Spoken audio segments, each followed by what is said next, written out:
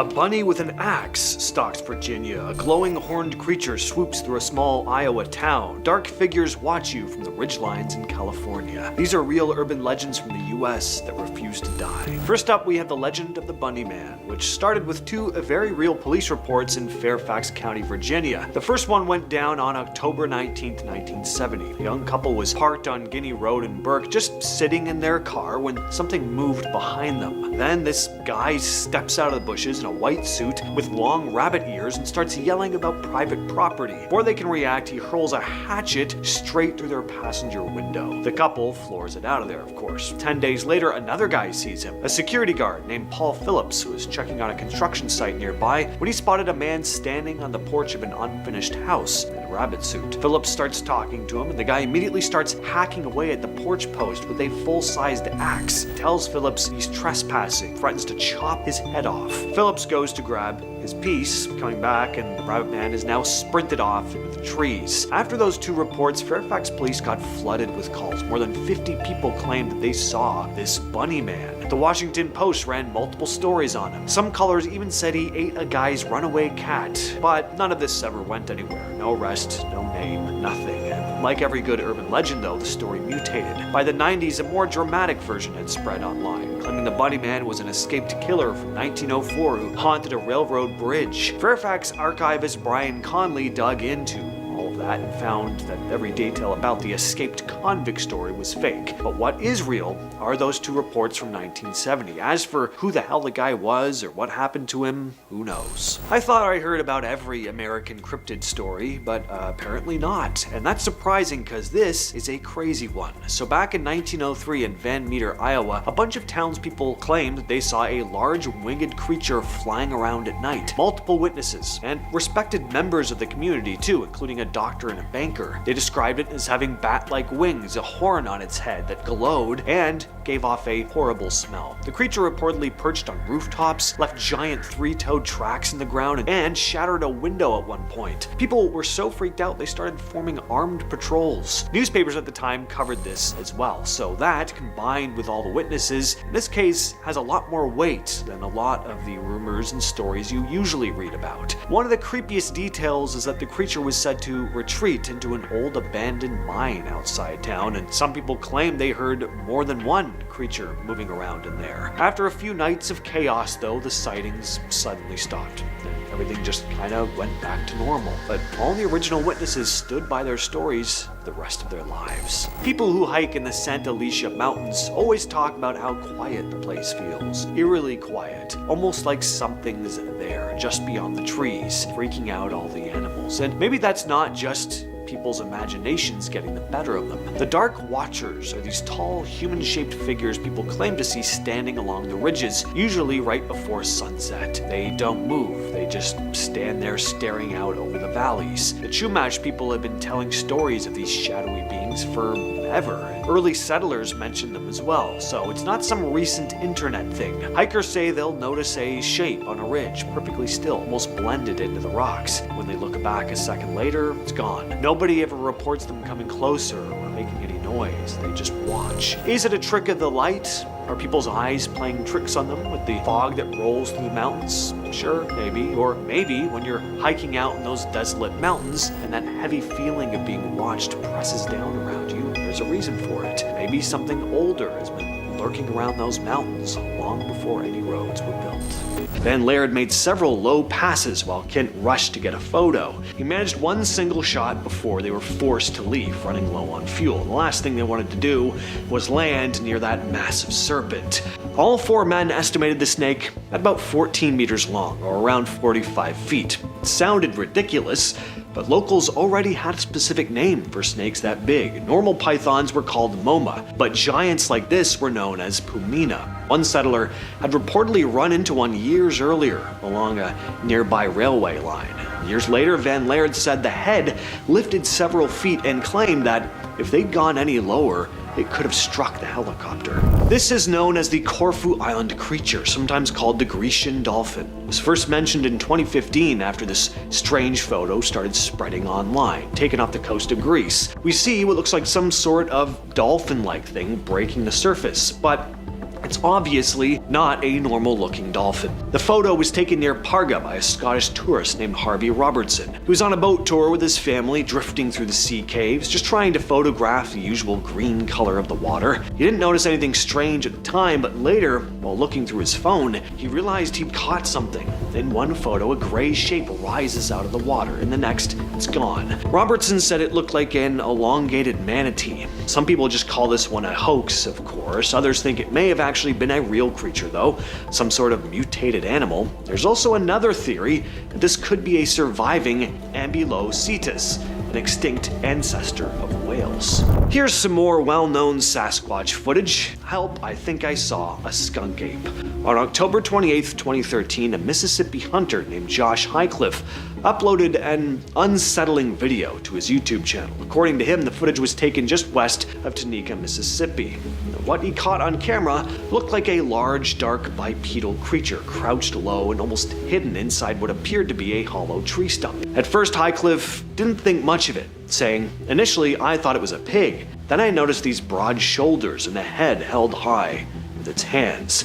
There was this huge black monster crouching near a dead cypress tree about 50 meters away. I immediately got scared and wanted to run away. I didn't even think about shooting. However, as soon as I realized that nobody would believe me, I felt like time had stopped. So he pulled out his phone and started recording, but then it stood up.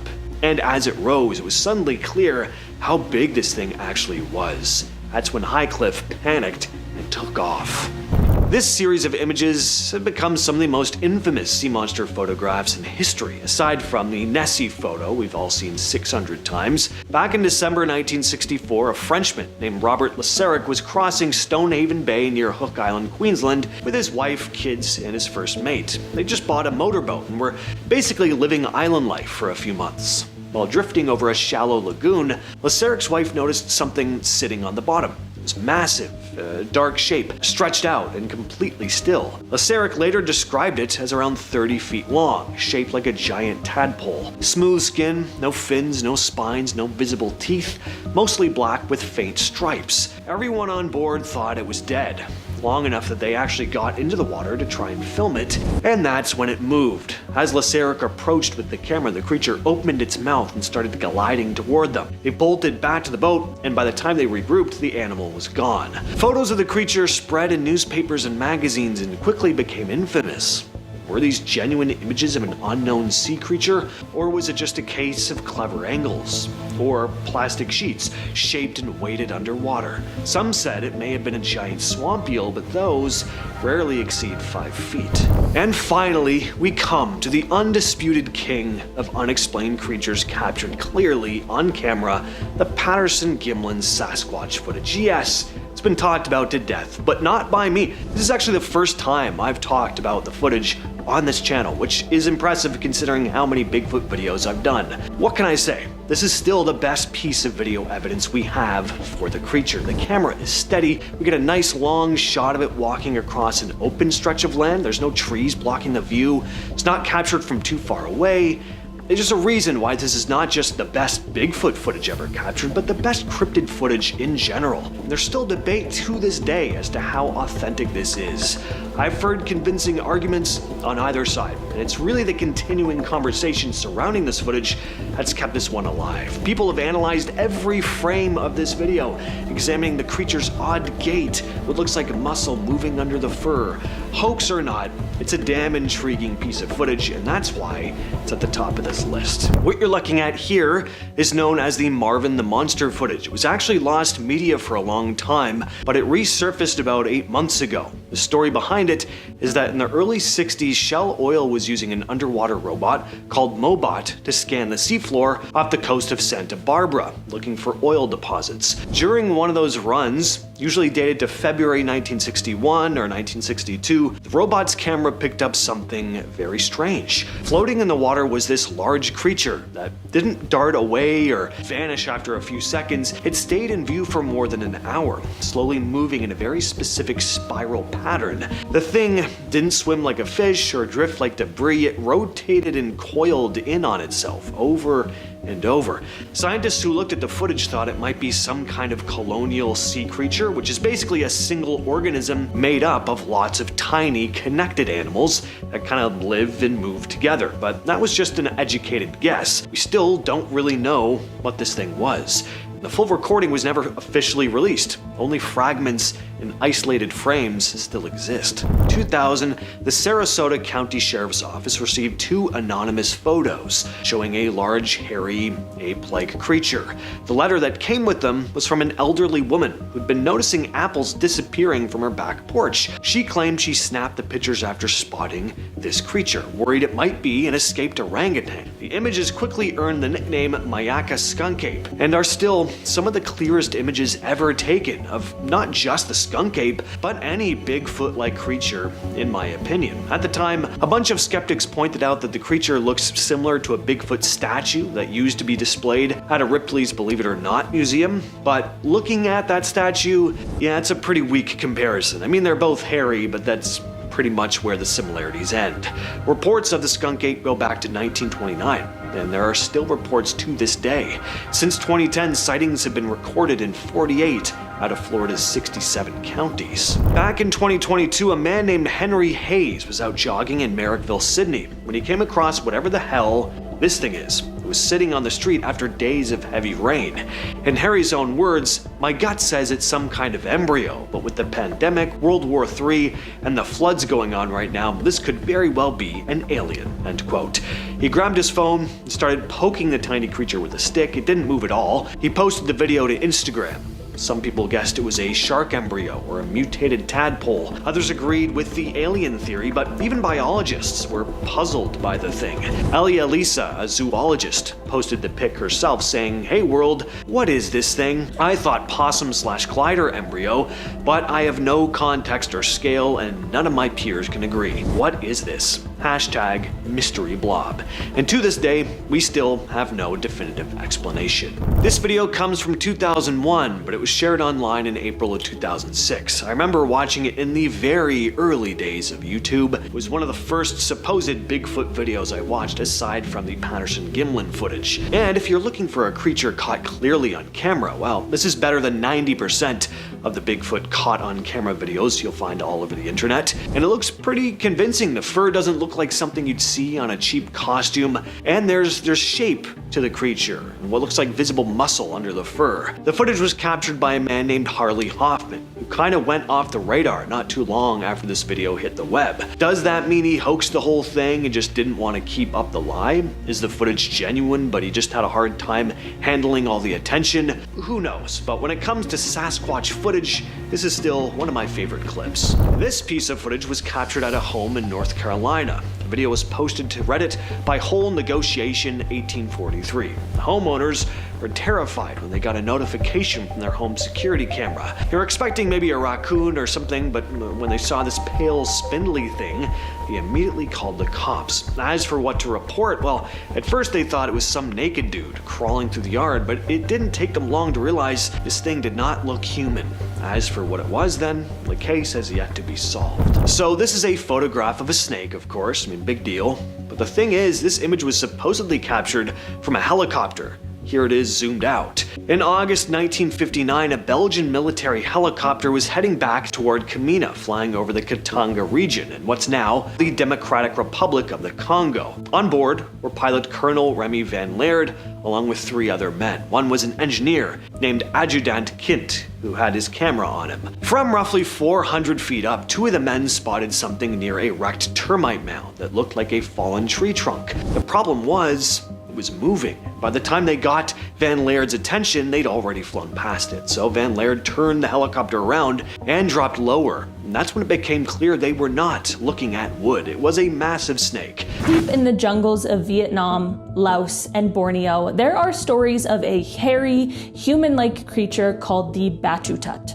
American soldiers during the Vietnam War claimed to have seen them, describing them as muscular, covered in hair, and about 6 feet tall. Villagers, however, have been telling stories of this creature for centuries. They are said to walk upright, live in remote areas, and sometimes sometimes raid crops or livestock. Some anthropologists think these stories might be cultural memories of earlier human species like Homo erectus, while others argue they are simply misidentified animals. Yet the consistency of the sightings, especially during modern conflict like the Vietnam War, has kept the legend alive. The thought of soldiers in the middle of combat running into something unexplained in the jungle only adds to the creepiness. Few legends are more disturbing than the one about the Yaku mama. In the Amazon basin, locals fear a massive serpent said to be over 100 feet long. Its name means mother of the water, and according to legend, it lurks in rivers and lakes, creating whirlpools to suck in its prey.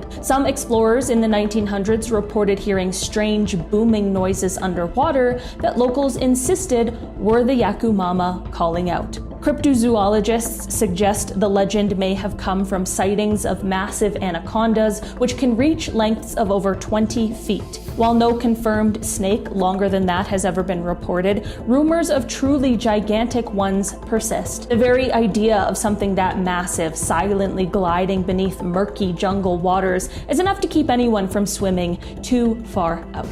Not all jungle legends involve giant beasts. Some are about small, eerie figures.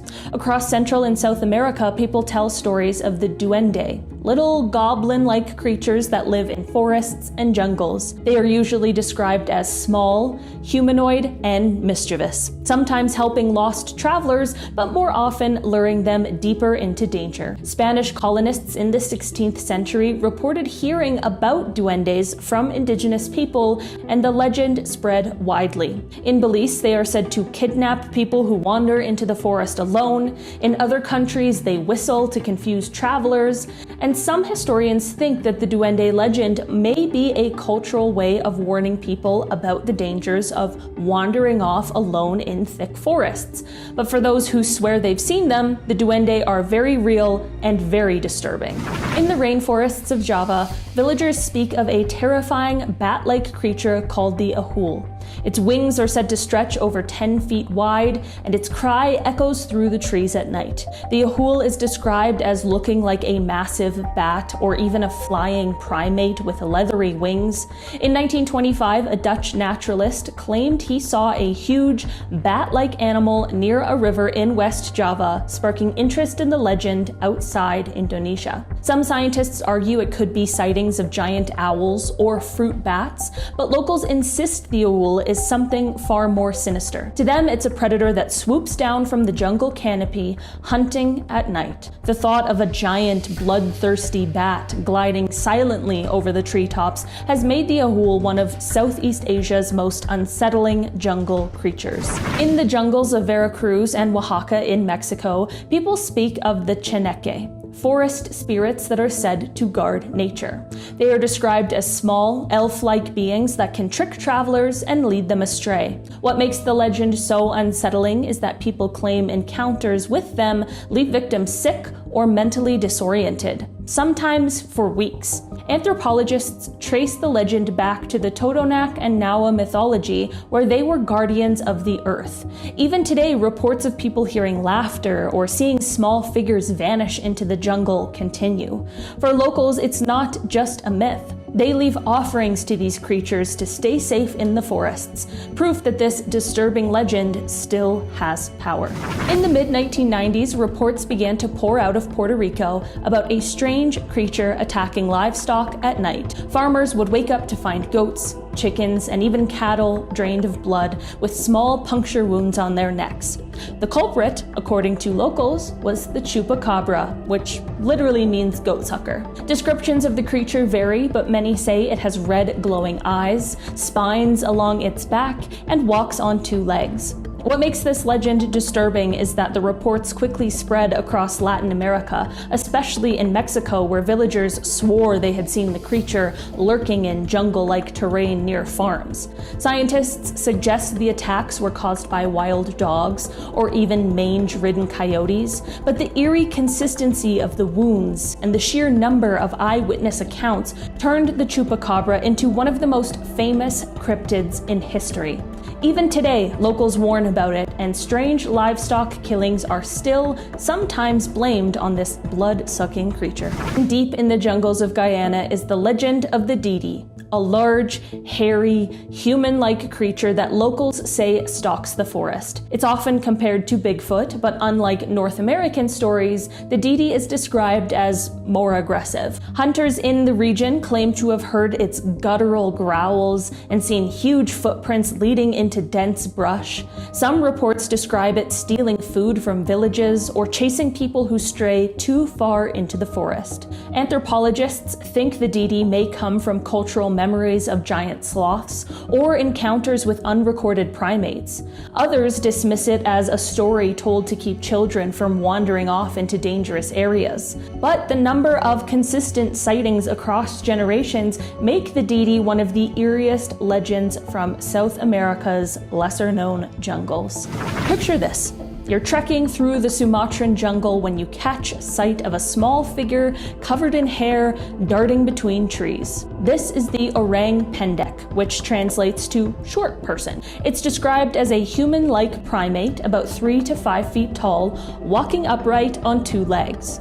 For more than a century, explorers, Dutch colonists, and modern researchers have reported seeing it. In the 1920s, a Dutch settler even swore he saw it cross a path just a few feet ahead of him. Scientists have suggested it might be an undiscovered primate species, or even a surviving relative of early humans. Regardless of what it is, stories of the orang pendek have never gone away.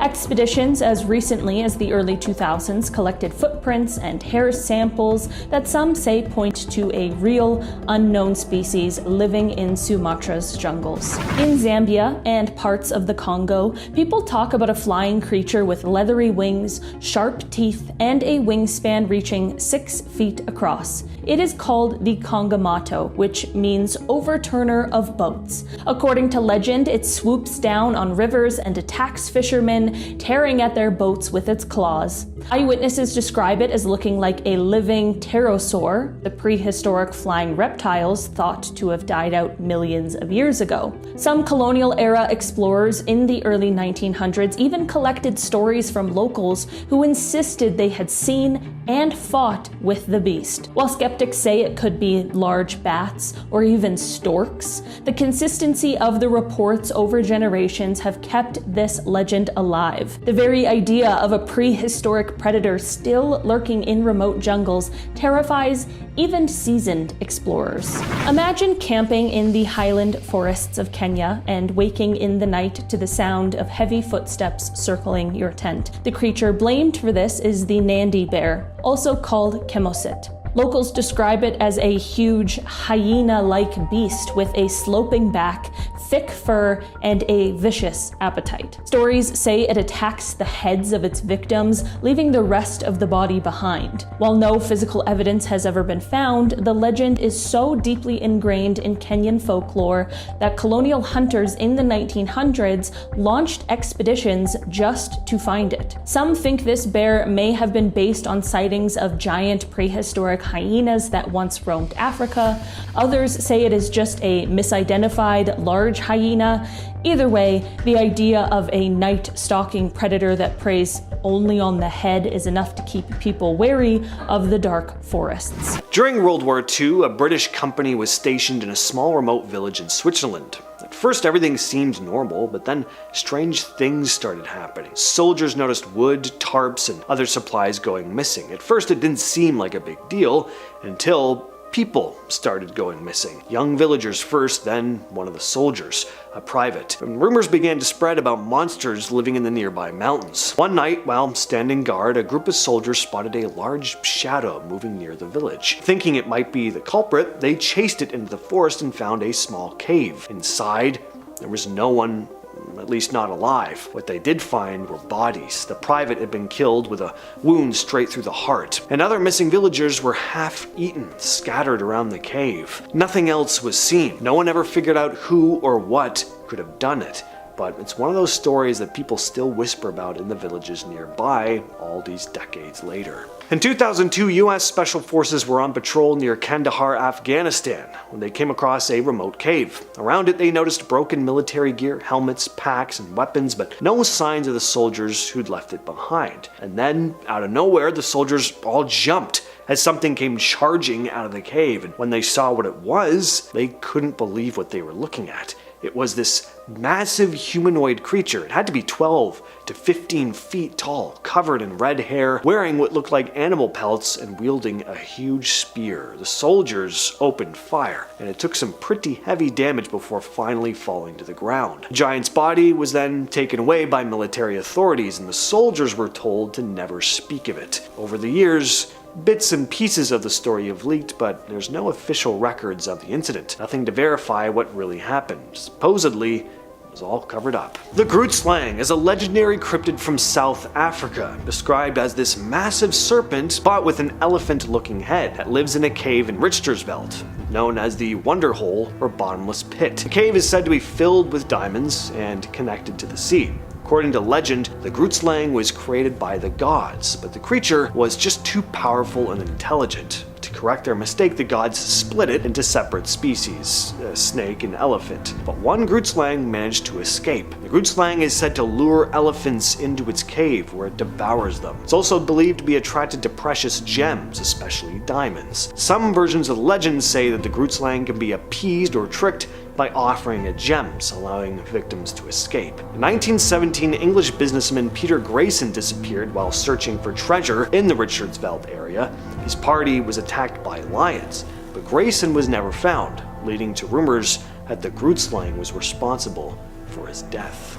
In the remote caves of Madagascar, there are reports of a small humanoid creature called the Kalanoro. Standing under 3 feet tall and covered in hair, it's said to have glowing red eyes and legs that bend backward. The Kalanoro is said to be nocturnal and extremely territorial, attacking anyone who dares enter its cave. Some say it can hypnotize travelers, making them lose their way until the creature disappears. It's almost ghost-like, vanishing into the shadows and reappearing when you least expect it. People who encounter it often report this overwhelming sense of dread, like the creature is studying them before deciding whether to attack. It's considered a spirit as much as a physical being. There are rituals in Madagascar designed to keep it at bay. Legends say it communicates in a strange, high-pitched whistle or clicking sound, and that its backward legs allows it to move faster than humans can follow. Even though outsiders rarely see it, every generation of locals passes down detailed warnings, from how it hunts to the way it disappears into the cave walls. Wind Cave National Park in South Dakota is said to be haunted by this tall, eerie monster called Walking Sam. He's said to be about 7 feet tall, often wearing a stovepipe hat and dark clothing. He also has glowing eyes. Some say he has no mouth. Walking Sam is believed to be drawn to despair. He feeds on souls, stalking people who are vulnerable, quietly following them and waiting for the moment to strike. Stories claim he appears deep in the caves, gliding along tunnels and passages, sometimes blocking exits or appearing suddenly where there was nothing before. Some claim he interacts with the environment too. He can make objects move, and he'll leave footprints in the dirt, but no one has ever been able to catch him. Lake Superior is massive, cold, and full of underwater caves no one's ever fully mapped. That's where the monster lives, at least if you believe the locals. There are tons of stories of huge shapes moving under the water, sometimes breaking the surface for a split second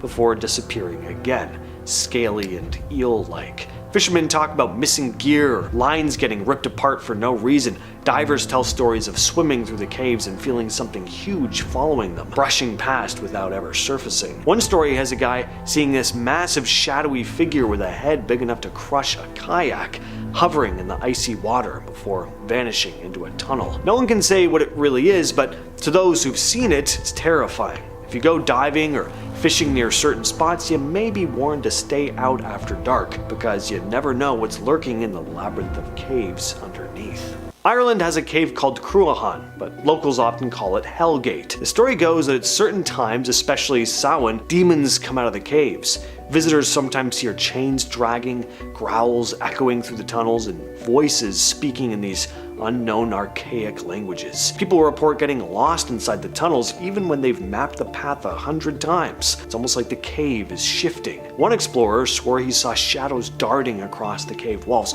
crouching low then shooting up into the ceiling. It said you shouldn't go near the caves at night because the demons are strongest then, and they leave the tunnels to terrorize anyone foolish enough to wander by. There's a cave in Tynemouth, England, which was used by a pirate named Geordie back in the 1600s. People say he's still there. Visitors hear chains rattling in the empty tunnels, footsteps echoing behind them when no one's there, and sometimes a shadowy figure moves in the corner of your eye. The pirate was violent in life, and his ghost is said to be the same. You might feel a hand on your shoulder or something lightly brush past you, or you might just be pushed. Others have seen a dark shape in the entrance standing there staring before disappearing. The creepiest stories, though, are the ones where people claim to hear what sounds like heavy boots echoing through the cave and a voice whispering their name, jingling chains with each step. It doesn't seem tied to any time or day of the year. It can happen in broad daylight too, but the dark corners are the worst. And up next we have what might be my new favorite cryptid, Sasquatch. Up in the forests of the Pacific Northwest, witnesses have described a humanoid figure with enormous wings, glowing red or yellow eyes, and a face that's part bat, part human or ape. The creature is said to live in caves, hanging upside down like a bat, only coming out at night to hunt or stalk the edges of the forest. Campers, hikers, hunters, they've reported hearing screeches echoing through the cave entrances or deep in the woods, sometimes followed by this sudden gust of cold air. Sasquatch is said to swoop between the trees, larger than a man, but fast enough that it disappears in seconds, leaving claw marks and flattened brush behind. One story goes that a hunter shined a flashlight into a cave and saw two glowing eyes staring back, then felt a wing brush his shoulder before he bolted out of there, screaming into the night. Alaska has its own version of Bigfoot, but it's way more terrifying. Locals call it the hairy man, or sometimes the Urayuli. Your standard Bigfoot is usually reported being like 7, maybe 8 feet tall, but the Alaska hairy man is said to be anywhere from 10 to 15 feet tall. Long arms and glowing red eyes. Stories of this thing go very far back. Hunters talk about being followed, hearing huge footsteps behind them. Some say it lets out these awful screams that echo through the trees. There are also old stories about kids who wander too far from camp being taken by the hairy man. And I know I say this kind of thing a lot, but honestly, if there's anywhere something like this could exist, Alaska is one of those places. The wilderness feels endless, with thick forests and foggy valleys, places where you could walk for days without seeing another person. If something that big wanted to keep out of sight, that's exactly where it would be. The Kushtaka, sometimes called the land otter man, is one of the creepiest legends out of Alaska. It comes from the folklore of the Tlingit people, a shapeshifter that can move between looking human and looking like an otter, or a mix of the two. And it sounds like it'd be a friendly creature because otters are one of the most adorable animals in the world, but the Kushtaka isn't exactly cute, at least not always. People say it makes this eerie whistle that goes from low to high to low, and if you hear it out in the woods or near the water, you're in trouble. In some versions of the stories, it's actually helpful, saving people from freezing to death by turning them into a Kushtaka so they can survive the cold, but in most tales, it's just straight up malicious. The creature is said to use that eerie whistle, which mimics the sound of a crying baby or a woman in distress, to lure people toward rivers. Once someone gets too close, they're either ripped apart by the creature or transformed into another Kushtaka, never able to return to their human life. In 1961, marine biologist Finn Devil told a BBC radio audience about a strange sighting in the Barents Sea while aboard the research ship Johan Hort. He spotted something rising out of the water as they passed the North Cape. He said, quote, "It looked like something standing up from the sea about a yard above the surface. I pointed at it and told Mr. Soon, 'What is that?' And when he discovered it, he told the wheelman to turn the ship against it, and we moved against this obstacle about 200 meters and it sank down in the sea again. And when we arrived at the place, we could see nothing. We were discussing what this was, and it had a thickness of about 20 centimeters, I believe, and the height above the sea was about 1 yard. And it couldn't be a seal because I have seen so many seals before that time. And a seal has a shape like a bottle of champagne or something like that. And this was an even thickness from the head down to the seaboard. I had never been sure of what we saw, but it looked like a living creature." Back around 1910, a school teacher named E.R. Elysian was was fishing off Ingoy, a tiny village on Norway's northern coast, with his father, when they saw something strange in the water. Decades later, in 1934, Eliassen wrote to the Oslo Press sharing his story, including a sketch of what he saw. He described an animal with a long neck and a hump rising about 5 or 6 feet above the water. Behind the neck was a long hump of roughly the same size, and the body dipped below the surface before reappearing as a larger hump. When Elysian's father pulled in their fishing lines and rowed a short distance away, the creature submerged and then resurfaced about 9 feet from their boat. He noticed it didn't seem to move forward much, only slightly deflecting its head in a way he compared to a duck swimming. At one point, it turned its head toward them, almost as if it had just realized they were there, before slipping back under the water. Cryptozoologist Bernard Heuvelmans later looked at his report and pointed out that the duck-like head movement suggested the creature was a vertical undulator, basically a mammal, classified it as a long neck, theorizing it could be a giant sea lion or seal with just an unusually long neck. Alright, let's talk about one of the weirdest animals in the Arctic, one that is 100% known to exist, the Greenland shark. These things weigh over a ton and can easily reach over 20 feet long. Forget how long their bodies are though. The real crazy thing about these sharks is how long they live. Scientists studying proteins in its eye lenses figured out these sharks can live at least 270 years, with the oldest one estimated at about 392 years old. But some estimates push closer to actually 500. That makes it the longest living vertebrate on Earth. I mean, think about that for a second. There could be Greenland sharks alive right now that were swimming around in the late 1500s. That almost sounds crazier than anything else I've talked about today. Greenland shark grows incredibly slow though, less than an inch a year, and they don't even hit sexual maturity until around 150 years old. They spend most of their time deep in freezing Arctic and North Atlantic waters, cruising at barely over a foot per second. Biologists think they ambush sleeping seals or just scavenge because they're way too slow to chase anything down. Another bizarre thing about these sharks is that their flesh is toxic if eaten raw. In 1820, Sir Arthur de Capelbrook was traveling along the Norwegian coast and kept hearing stories about sea serpents at pretty much every stop he made. When he got to Leek Island, the experienced fisherman he hired told him about a sighting he'd had off North Cape. Brooke wrote down the fisherman's story exactly as he told it, without changing a word. Brooke wrote, "They saw the serpent twice, once at no very great distance from them. It was of gray color, the head blackish, with teeth. What they discerned of it, they judged to be at least 5 times the length of their boat, which is about 30 feet. It moved in large folds on the water, and when they saw it, they rowed away from it as fast as they could. The weather was very calm at the time." The Amukuk is one of the stranger creatures in Yupik legend. The Yupik are indigenous people from southwestern Alaska, living along rivers and the coast for thousands of years. The Amukuk is said to move through the land and sea, even through the ground itself. In water, it's described as hairless with 4 arms and leathery skin, popping out of the water to drag hapless hunters under the ice. It's also said it can swim through the earth like it's liquid,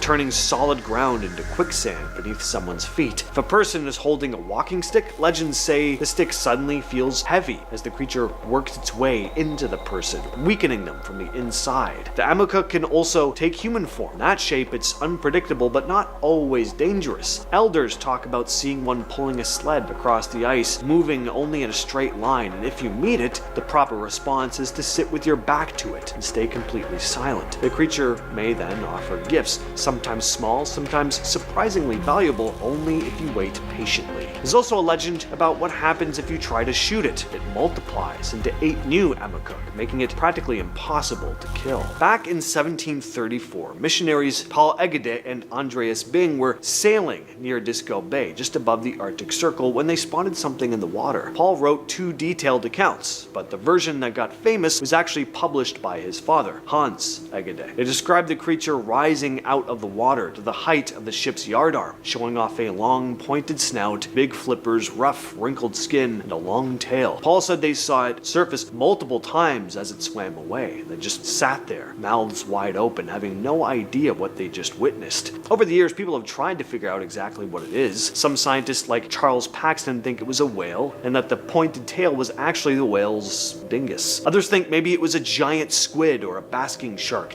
tangled in something, which could explain the strange appearance. Some researchers like Lars Thomas and Carl Shukar think it could have been a more evolved whale, related to extinct species like Basilosaurus, rather than some mysterious, completely unknown animal. Whatever it was, though, the Egede sea serpent is one of the earliest and most detailed Arctic sea monster reports. Next on the list is the Qualupalik. Inuit stories describe it as a kind of humanoid sea creature with green, slimy skin, long hair, and creepy claw-like fingernails. It lives in the icy waters and moves very fast thanks to its webbed hands and feet. One of the stranger details is that it's often said to wear an amutai, a traditional Inuit parka with a pouch on the back. Only in this case, the pouch isn't for carrying its own baby, it's for carrying away the children that it steals. Qualupalik doesn't just snatch young ones at random though. The story goes that it targets the ones who wander too close to the shoreline or don't listen when told to stay away from dangerous ice. Yes, this is your classic nightmare-inducing child-snatching monster that parents would use to scare the crap out of their kids so that they'd listen. Parents used the legend as a warning to keep them safe, and in this bitter cold, unforgiving environment, they kinda had to. The Qualupalik was also said to have a terrifying habit of humming. Almost like a mermaid luring sailors to the water, it's said that if you hear the eerie sound near the shore, you'd better get away fast, because it means one is nearby. Generations of Inuit families have passed down the stories of people hearing that humming or seeing strange shapes under the waves. Up in Alaska, indigenous people have been telling stories of a terrifying sea creature called the Tizerhook. It's described as part sea serpent, part giant worm with a long snake-like head and a flippered tail. People usually only see the head, neck, or sometimes the tail rising out of the water, sometimes up to 7 or 8 feet high. It was said to have capsized boats and even killed people. Ethnologists recorded multiple stories over the years, and some cryptozoologists think the Tizera could be real. One theory is that it could be a northern version of the Antarctic leopard seal, which would explain its flippered tail and its hunting habits. Another idea is that it's a surviving Zeuglodon, ancient whale from millions of years ago. Either way,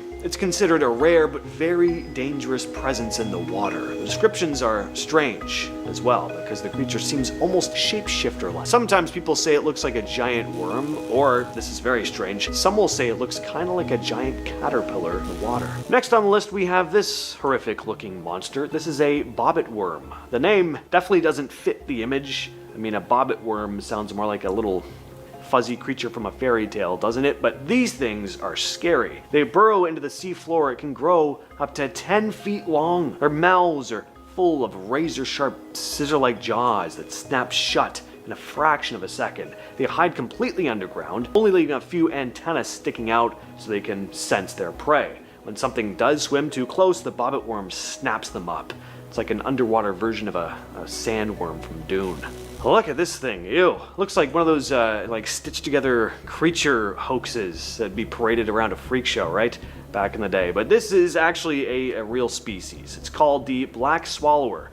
Doesn't always look like this. It just has a poor fishy trapped in that massive pouch on its underside. The black swallower isn't all that big itself, usually only about 8 to 10 inches long, but its stomach is incredibly stretchy, like a deflated balloon. That means it can eat things much, much bigger than its own body. Sometimes a fish that's twice its length and 10 times its weight.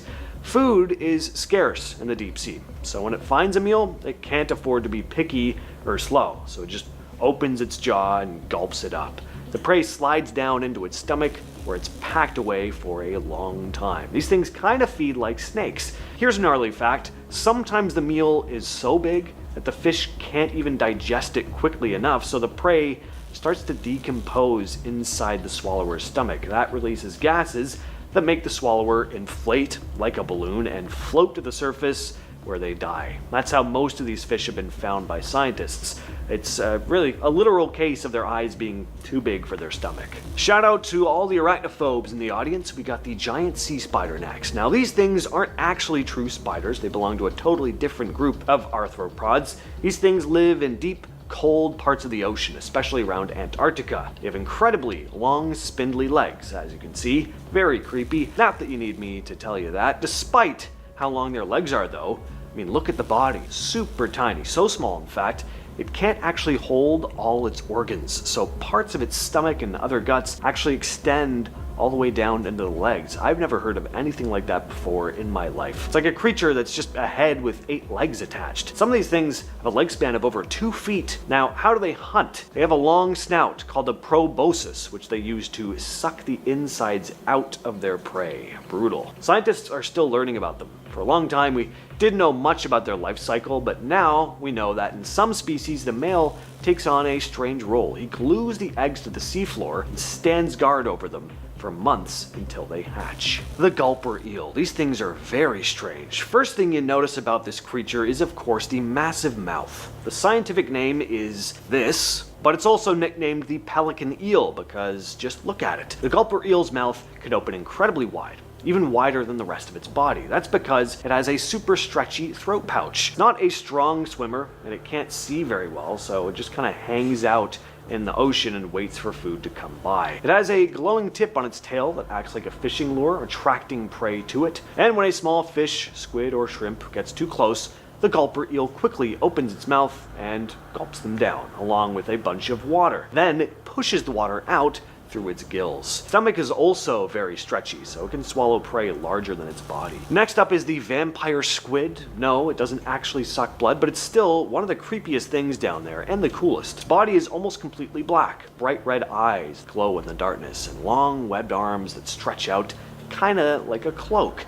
The official name, Vampirotesius infernalis, translates to vampire squid from hell, which is why this is now officially my favorite squid, giant squids included. It spends its life thousands of feet down in the deep ocean in low oxygen water that would kill most other predators. The arms have little spiny projections, which it uses to grab debris and tiny plankton drifting by. These things have a pretty cool defense strategy too. When threatened, it can pull its arms inside its cloak, because that's just what I'm going to call it now, and inverts itself. It becomes this kind of spinning black ball. The vampire squid from hell also has light-producing organs on its body called photophores, which it can flash to confuse predators or attract prey. It looks menacing. Its name is the coolest name for an animal I've ever heard, but it doesn't actively hunt. It mostly survives on bits of dead organic matter that drift through the ocean. Still, an awesome creature though. Finally, the deep-sea lizardfish. This thing sort of looks like a mix between a snake and a shark, with a long, thin body and a mouth full of needle-sharp teeth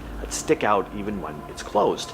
It's an ambush predator, so it'll lie hidden in the sand or by rocks waiting for some unlucky fish to swim by. When that happens, it snaps its jaw and drags its prey into the darkness. They're built for survival in one of the harshest places on Earth, so it's no wonder they look so damn creepy. This video was shared on Instagram back in February. Researchers off the coast of Tenerife weren't looking for anything unusual. They were actually in the middle of a shark project when they suddenly spotted something black floating near the surface. First they thought it might be trash, but when they got closer, they realized it was alive. Turned out to be a humpback anglerfish, also called a black sea devil, one of the creepiest looking deep sea creatures alive today. We've talked about these things plenty of times on the channel before, but they're usually only spotted way down under the surface, and quality footage of them is rare. These fish normally stay anywhere from 200 to 2,000 meters down. They're rarely ever seen alive, certainly never this close to the surface. Photographer David Jara Bagwana, who shared the footage on his Instagram, wrote, "This could be the first recorded sighting in the world of a black demon or adult abyssal alive, in broad daylight and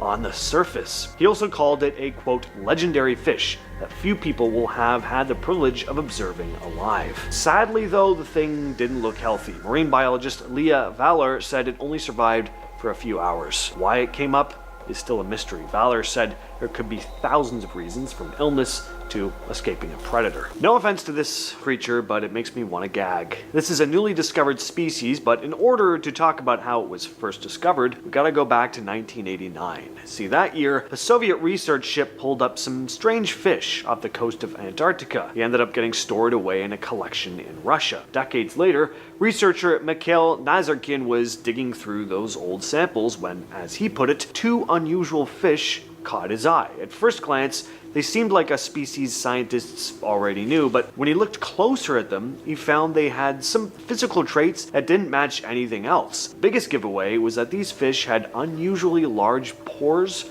on their throats. Turns out this was actually an undiscovered species. He named it this overly complicated sciencey name, but aka the cosmonaut sea eelpout. Nizarkin explained those strange pores on its throat, saying all the pores on the head of these and many other fishes are connected to canals inside the bones of the head. These canals contain receptors sensitive to mechanical vibrations of water. This system helps fish navigate in space and perceive the movements of other objects. So essentially they're like built-in motion detectors. They were found about 1,000 feet down, but beyond that, they don't really know much about these things. That's how rare they are. 2 miles down off the coast of Argentina, there's a deep canyon. Down there, scientists just filmed some of the strangest deep-sea creatures ever seen. Using an underwater robot in the Mar del Plata Canyon, the Schmidt Ocean Institute team spotted over 40 species that could actually be brand new to science. There was a see-through squid with a horn-like spike,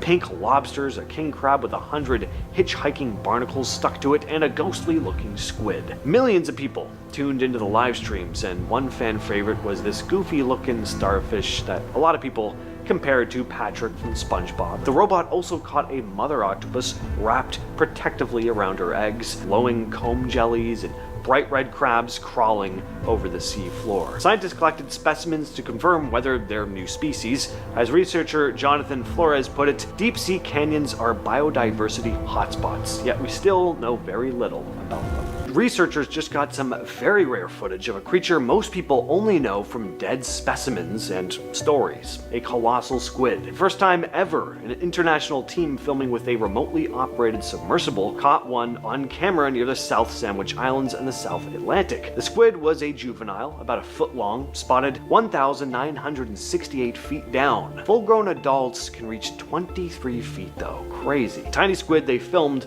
was almost completely transparent, thin arms, which makes it look like some kind of alien thing floating in the water. Adults lose that translucent look and turn a deep red or purple. The expedition's goal was to explore new sea life, but catching this thing on camera is definitely a bonus. Researchers are now experimenting with different camera setups in the hopes of filming a fully grown colossal squid. That would be incredible. A fisherman pulled something from a frozen lake that he insisted was not a fish and not from any species he knew. On a remote lake in Russia in 2017, an experienced ice fisherman felt something powerful tug at his line. He assumed he had hooked a large pike, but when he reeled the catch toward the hole, something pale surfaced. He described the creature as long and thin with a flattened head and small dark eyes. It writhed in a way he said was nothing like a fish. When he tried to pull it out of the hole, the creature let out a high-pitched sound and thrashed violently until the line snapped. It slipped back under the ice and vanished. He was so disturbed that he left the lake immediately. He later brought several other fishermen to the spot who all agreed they had never heard of anything like it living in that lake. The story spread through local newspapers and remains one of the strangest winter fishing encounters ever documented in the region. 2 drivers witnessed a pale animal standing upright in the middle of a snow-covered highway. In December 1997, a man driving near Ely, Minnesota, encountered something so strange that he pulled over and refused to continue his trip for over an hour. As he came around a bend, he saw what he thought was a person standing in the middle of the road. As he slowed down, he noticed the figure was much too thin to be human and unnaturally tall. The skin was almost white and the arms hung down lower than a human's would. When his headlights fully illuminated the figure, it slowly turned its head toward him. He panicked and reversed away as fast as he could. Moments later, another vehicle came from the opposite direction and reported seeing something tall run into the woods. Both drivers independently described the same creature. Park rangers searched the area but found only long, narrow footprints into snow that disappeared near a cluster of trees. To this day, the sightings remain unsolved. A research team spotted something climbing out of a crack in the ice before disappearing into a blizzard. During a 1994 scientific expedition to East Antarctica, a small team was traveling along a ridge when they saw motion at the mouth of a crevasse. At first, they thought it was another researcher climbing up, but the shape moved strangely. It was low to the ground and crawling in a jerky motion. One scientist used binoculars and immediately told the others to keep their distance. He said the figure was hairless and extremely thin, with limbs longer than normal for a human. The creature crawled along the edge of the crevasse, then suddenly stood up. The team estimated that it was over 7 feet tall. Before they could take a photograph, the wind picked up and a wall of blowing snow obscured the view. When the blizzard passed, the creature was gone.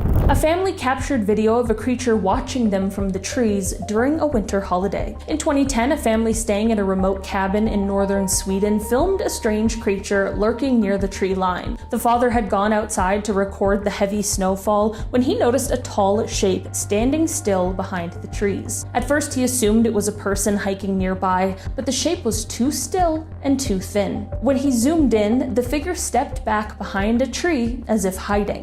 The father called his family outside, and they all saw the shape moving slowly through the woods. When they tried to approach, the figure slipped deeper into the forest and then vanished. Swedish authorities reviewed the video but offered no clear explanation. A driver swears a creature crawled across the road during a whiteout and stood up taller than any person before fleeing. In January 2019, a man driving alone near the small town of Delta Junction, Alaska, got caught in a sudden blizzard. He slowed to a crawl as visibility dropped. While inching forward, he saw something low to the ground moving across the snowy road.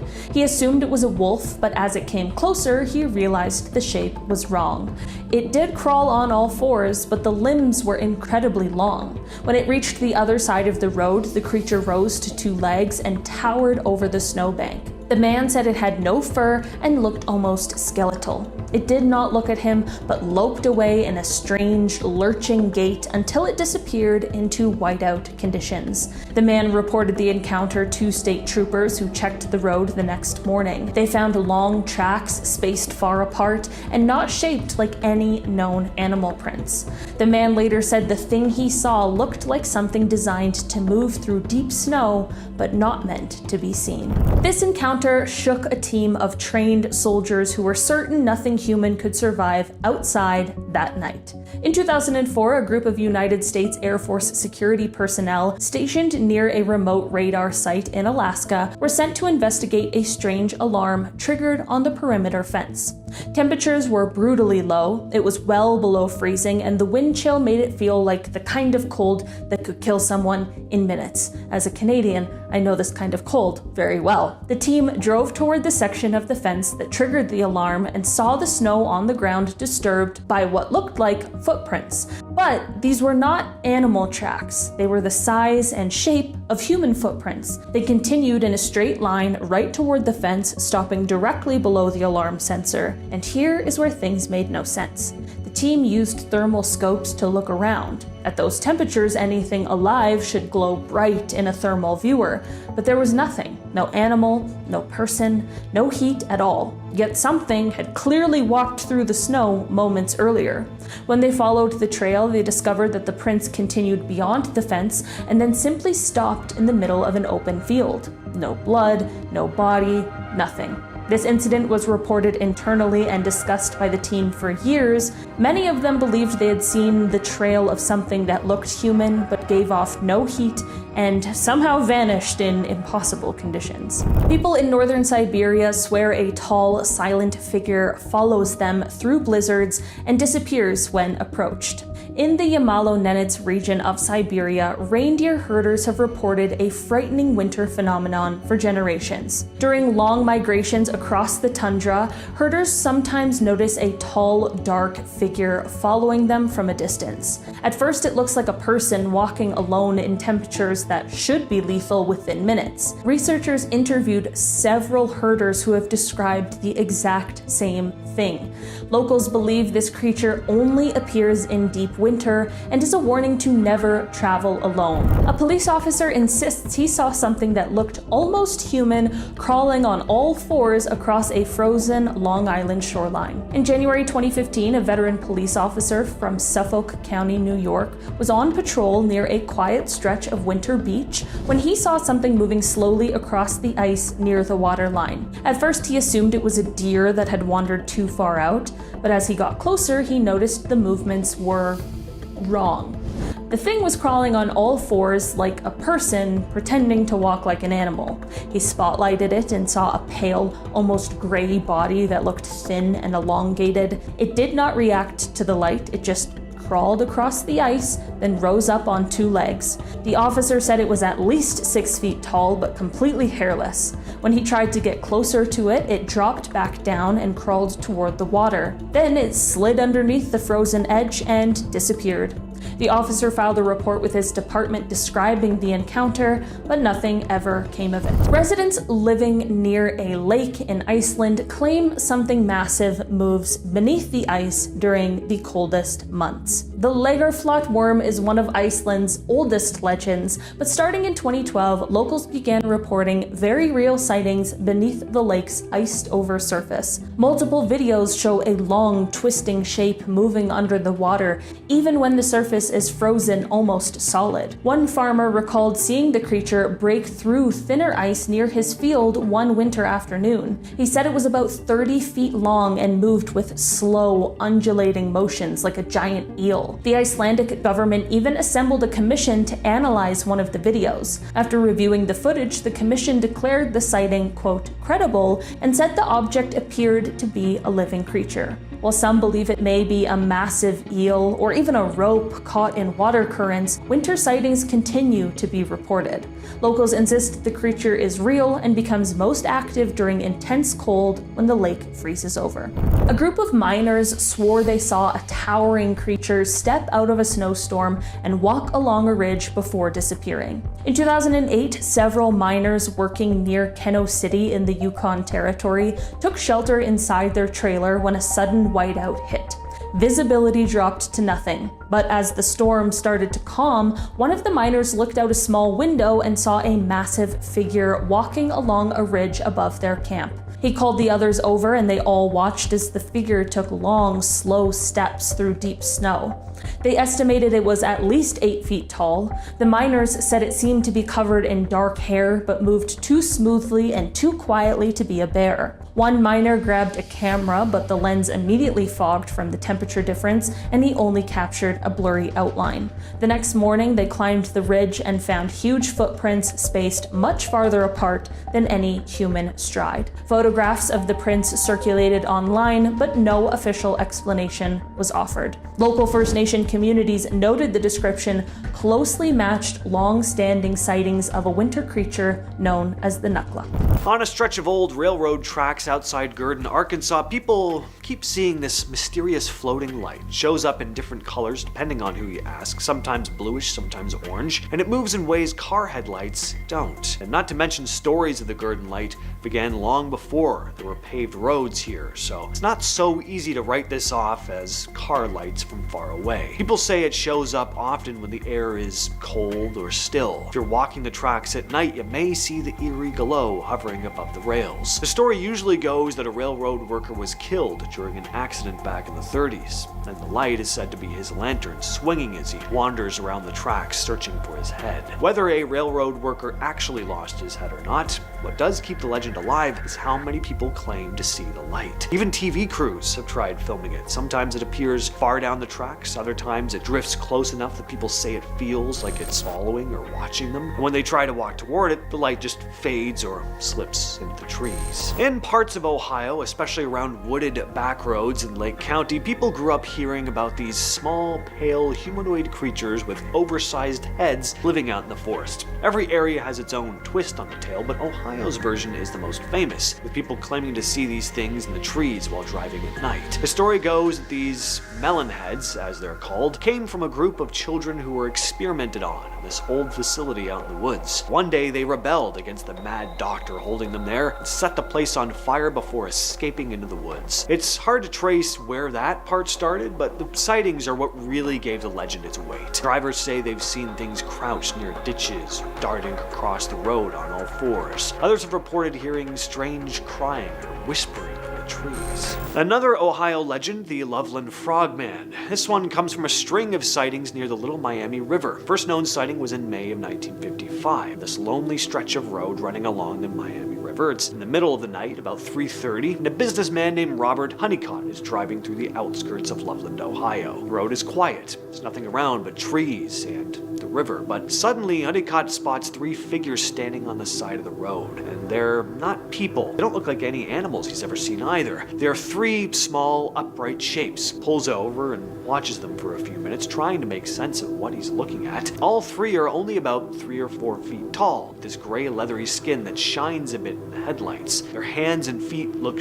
webbed, and the part that really throws him off is their faces. They're shaped like frogs, big heads with these deep folds where hair should have been. He sits there in the dark, staring at them, trying to stay quiet, when one of the creatures suddenly raises something above its head. Honeycutt described it almost like a wand, and then sparks shoot out of the tip. And that's all he needs. He hits the gas and gets out of there. The next reports wouldn't come until 1972, when a police officer said he saw roughly a 4-foot-tall creature standing upright on the side of the road, which then leapt over the bridge into the river. And his description was eerily similar to the one from 1955, a frog-like figure with leathery skin. A few weeks later, another officer claimed he saw the same thing. Today, the Loveland frog is seen mostly as a joke, but locals will also say the area does have a certain vibe about it. It's full of old bridges, and quiet parks, and spots by the water where headlights only illuminate a tiny piece of the road. So, it's easy to imagine something slipping in and out of view. In April 1977, a teenager named Bill Bartlett was driving with 2 friends, Mike Mazika and Andy Brody, in Dover, Massachusetts, when his headlights hit something climbing along a stone wall. He said it was small, around 3 or 4 feet tall, with a huge smooth head and long thin fingers. He drew it that night, and the sketch pretty much became the face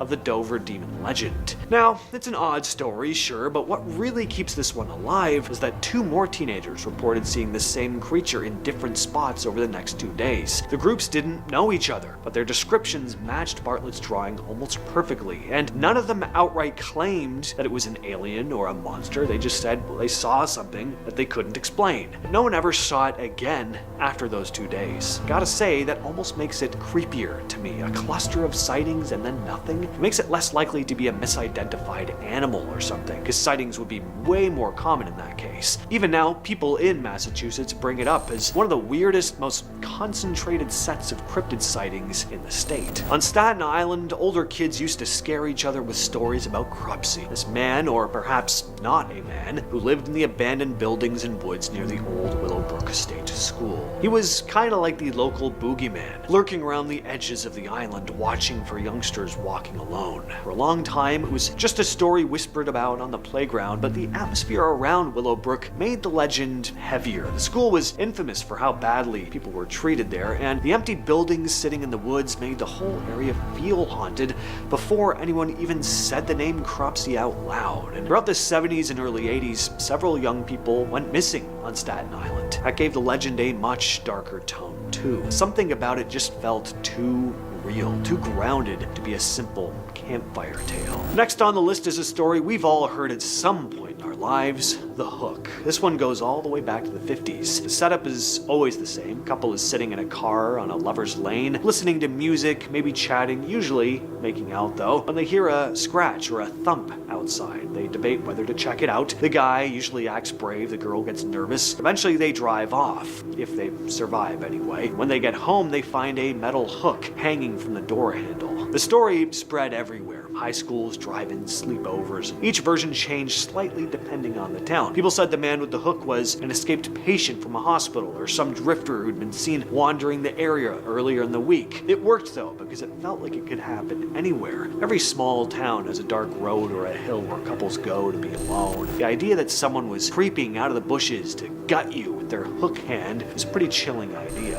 Finally, the Bell Witch story comes from the early 1800s in Adams, Tennessee. It's one of the few haunting legends where the spirits supposedly talked. The Bell family said they were tormented for years by something in their house. They'd hear knocking on the walls, scratching sounds, objects would move on their own. They'd hear a voice that seemed to know everything happening around the property. John Bell, the father, became the main target. Spirit would argue with him, harass him, and threaten his life. And when they had people over, they'd claim to hear the voice too. Some said it would sing or mimic people from across the room, sometimes in a mocking tone, almost like a kid making fun of their sibling. Bell Witch got so famous at the time that even Andrew Jackson, who later became president, reportedly heard about it and visited the farm. The story goes that his group had trouble even getting their wagon onto the property because of whatever was there. John Bell eventually died in 1820. The family believed the witch had something to do with it. People in that part of Tennessee still talk about the Bell Witch Cave, which is near the old property. Some say the strange activity never really stopped.